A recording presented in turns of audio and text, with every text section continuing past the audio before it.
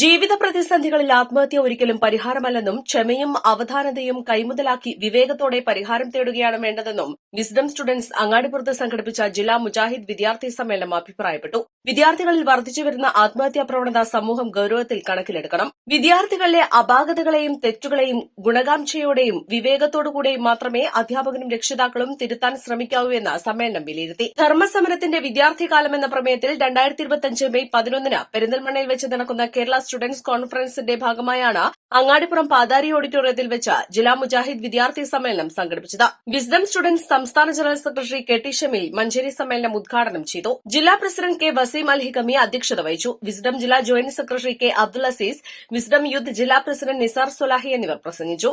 Wisdom students സംസ്ഥാന secretary Mujahid Al Hikami Paravanna, Wisdom students ജില്ലാ secretary N M Danish Elankur, Moosa Sulahikkara എന്നിവർ പഠന സെക്ഷനുകൾക്ക് നേതൃത്വം നൽകി. സാബിക് മൂത്തേടം, ആഷിഫ് നിഹാൽ എന്നിവർ ലൈവ് ഇന്റലക്ച്വൽ ക്വിസ് നടത്തി. വ്യത്യസ്തങ്ങളായ വിവിധ സെക്ഷനുകളിൽ M Naushad Cherukode, P Jaseem Perinthalmanna, K Rashad Mampad, Faisal Al Hikami, Ashiq Kurumbalam, Mujahid Perinthalmanna, Althaf Valapuram എന്നിവർ സംസാരിച്ചു. ജില്ലയിലെ അടുത്ത മുജാഹിദ് വിദ്യാർത്ഥി സമ്മേളനം ജനുവരി 5 നിലമ്പൂരിൽ വെച്ചും നടക്കും.